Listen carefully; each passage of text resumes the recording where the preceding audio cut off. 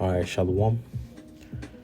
I want to start off by giving all praise, honor, and glory to Yahweh, Bahashim, Yahweh Shai, Bahashim Rakakudash. I want to give double honors to our apostles and elders of Great Millstone who rule well in grace and peace, to you elect around the four winds, believing and pushing this truth in all sincerity. May the blessing of election be upon your houses. This is your fellow servant, Rakayer from the GMS Orlando camp, coming at you with another impromptu lesson. I just want to come with some spiritual takeaways that I have from watching this movie, Sinners, Lord, when it's edifying unto you elect. Had a couple of spiritual gems in there. I'm going to be all over the place through the Spirit. Once again, Lord, when it's edifying unto you elect. One of the which being one of the initial events that led to their downfall in the movie was the inviting in of the other nations into their building. And it just so happened that they invited Esau and Moab into their building, which are our chiefest enemies.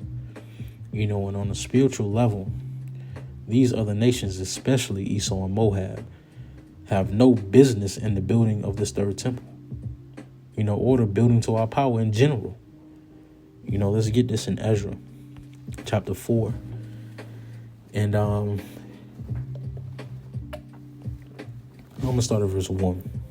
It says, "Now when the adversaries of Judah and Benjamin heard that the children of the captivity builded the temple unto the Lord power of Israel, then they came to Zerubbabel and the chief of the fathers and said unto them, Let us build with you, for we seek your God." And these other nations have always sought, not to build with us, but to have a hand and an eye into what we're doing. They've always sought to have a hand and an eye into what we're doing and how we're building, so that they can come up with a device on how to overtake us. It tells you in Psalms the 83rd chapter that they all came together with one consent to overtake us, roughly paraphrasing. And that's all these other nations want when it comes to the building, when it comes to our building. Even now, Esau and the so-called white man and Moab and these other nations want a hand in this ministry. They're seeking out how to overtake it, how to overthrow it, how to overthrow it like they've always done. They've always sought a hand and an eye into our building. And Jake's venomous desire, to invite and to accept the other nations has always led to their downfall. Our people have an overwhelming sense, especially when it comes to the so-called white man, to inviting and accepting them, into our different endeavors, which has always led to our downfall. And the movie showed you that, in the carnal sense, it was a juke joint, but on the spiritual sense, it's always been toward the building of our power, of our nation. It says, "Then they came to Zerubbabel and the chief of the fathers and said unto them, Let us build with you, for we seek your God, as ye do, and we sacrifice unto him since the days of Esarhaddon, king of Ashur, which brought us up hither. But Zerubbabel and Jeshua and the rest of the chief of the fathers of Israel said unto them, Ye have nothing to do with us to build an house to our power." And that's the sentiment. All right. These other nations have nothing to do with us when it comes to the building toward our power, Yahweh, Bahashim, Yahweh Shai, unto this day. The Spirit is only speaking to Israelites here in these latter days, which are you so-called Negroes, Latinos, and Native American Indians, as well as you speckled birds, all right, who are scattered amongst the nations, who may look and speak like the other nations, but your lineage and your spirit goes back to the nation of Israel. All right, you are the only ones who have a part in the building toward our power here in these latter days, man. And forever in that sense. Like the chief of the father said, "You have nothing to do with us to build an house to our power, but we ourselves together will build unto the Lord power of Israel, as King Cyrus, the king of Persia, has commanded us." All right. The building of this temple, the building of this house is only for us. It's only for us. These other nations haven't known the Heavenly Father and His only begotten Son like we've known Him. They weren't there making the covenant. They weren't there when the Lord sprinkled the blood on us. They weren't there when the Lord made His promise to us and our forefathers. They weren't there for us. There with us when we went through the curses. But when it comes to the building and the blessings, they want every part of it. It's not going to happen like that. And that's one of the things that led to that downfall, in the movie, man. They invited these other nations into their building, man. And it just so happened that Moab, when you watch the movie, Moab invited Esau in, man. And Esau wreaked havoc. Esau wreaked havoc, man. But one of the other things that I took, from the movie, one of the other spiritual gems, was the fact that Esau is he's a vampire in every sense. He sucks the life out of everything that he touches, out of everything that he's a part of. Especially when it comes to you so-called Negroes, Latinos, and Native American Indians. He's a vampire in every sense. And the scriptures tell us that. This is Ecclesiasticus, or Sirach, the 13th chapter. And I'm going to start at verse 4. It says, "If thou be for his profit, he will use thee. But if thou have nothing, he will forsake thee." And one of the things in the movie, Esau wanted to use Jake for his musical ability, so that he would be able to remember his forefathers, he would be able to remember his golden days, which is exactly what Esau want to do today. They make us sing a joyful song, like it says in Psalms 137. All right, in this land, they make us have mirth so that they can enjoy themselves, man. So that they can remember the good old days, the golden days, man. It says, "If thou be for his profit, he will use thee. But if thou have nothing, he will forsake thee." Excuse me. "If thou have anything, he will live with thee. He will make thee bear, and will not be sorry for it.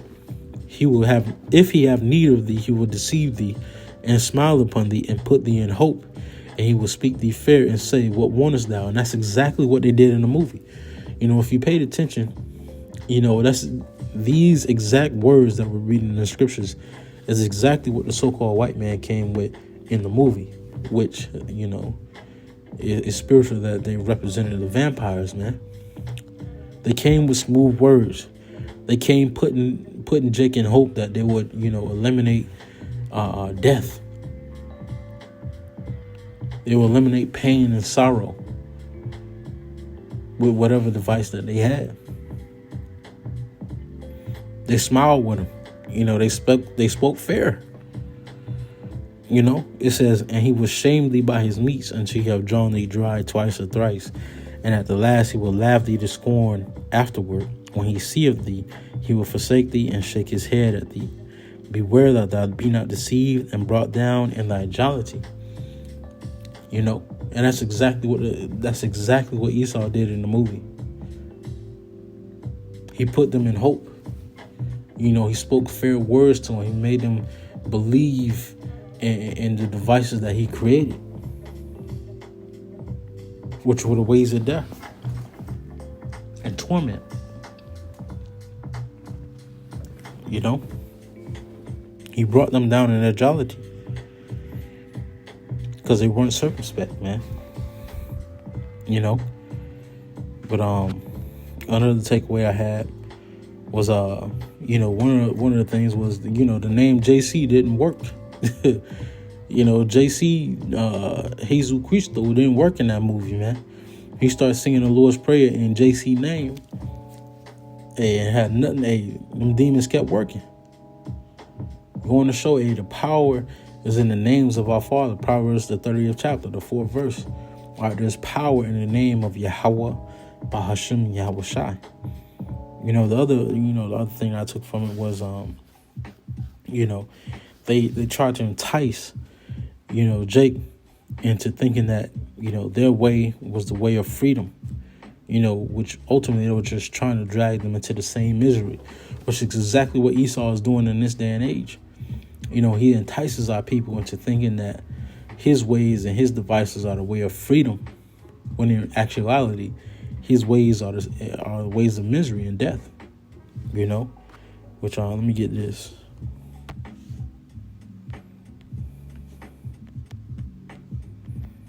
This is 1 Peter chapter 4 and verse 4. It says, "Wherein they think it strange that you run not with them to the same excess of riot, speaking evil of you."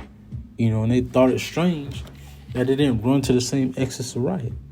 You heard Michael B. Jordan's so-called twin in the movie, say that this is the way. This is it. This is freedom. This is freedom. And another spiritual point, he tried to entice them in the name of love, which is the same thing that the so-called white man has done for generations. Enticed in the name of love. This is love. This is freedom. They haven't allowed you to build a sense of community. They haven't allowed you to be yourselves. But here you can be yourselves. It's the same way the devil has enticed our people for generations. For generations. In the name of love and in the name of so-called freedom, which is only the excess of riot.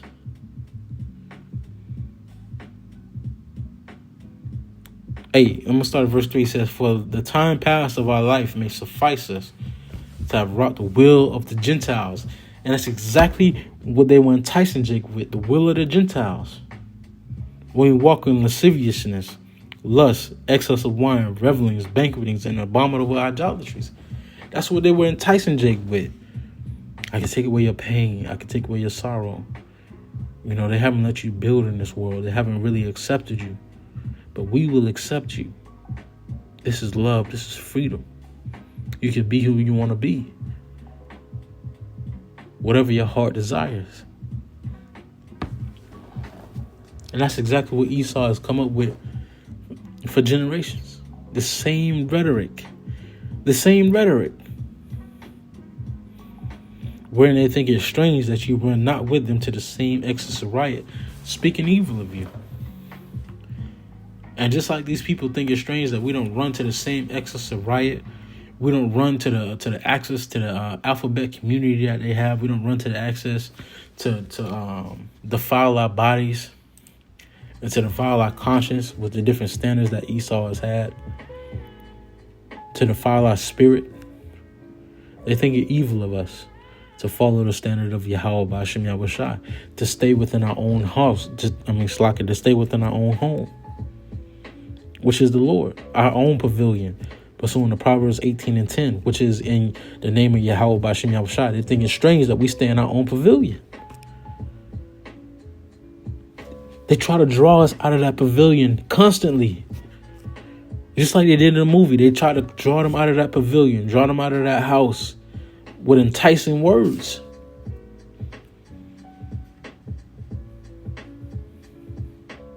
And you had Jake that fell for it.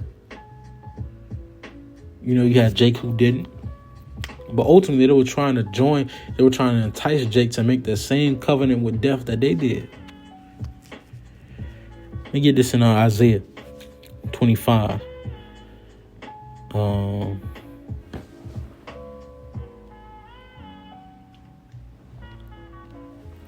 going to start at verse 15. It says, "Because ye have said, we have made a covenant with death, and at hell we are at agreement. When the overflowing scourge shall pass through, it shall not come unto us. For we have made lies our refuge, and under falsehood have we hid ourselves. Therefore, thus saith the Lord, power of power, behold, I lay in Zion a foundation, a stone, a tried stone, a precious cornerstone, a sure foundation. He that believeth shall not make haste," which is Yahushua. "Judgment also will I lay to the line, and righteousness to the plummet. And the hail will sweep up away the refuge of lies, and the water shall overflow the hiding place. And your covenant with death shall be disannulled, and your agreement with hell shall not stand. When the overflowing scourge shall pass through, then ye shall be trodden down by it. All right, and your covenant with death shall be disannulled, man. The covenant with death that a lot of our people have made will be disannulled, and is being disannulled as we speak. The covenant with death, which is the so-called white man, when you read Habakkuk, the 2nd chapter, it tells you that desires as hell and as death, and they can't be satisfied, man. The covenant with death is going to be disannulled, man. And it is being disannulled as the Lord dismantles America, Babylon the Great, man. Everything that they trusted in, all the promises that the so-called white man made these niggas, is faltering. It's faltering right before their eyes. Look at these niggas, man. The so-called white man promised these niggas the world. They reign like kings among us. But those little crumbs that they received are being stripped.